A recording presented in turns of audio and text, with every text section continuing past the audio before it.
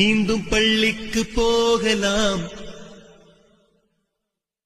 நம்மை நாம் அங்கே தேடலாம்.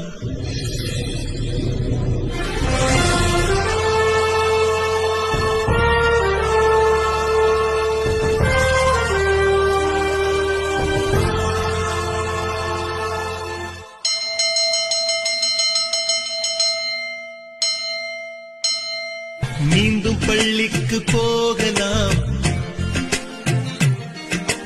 நம்மை நாம் அங்கே தேடலாம்.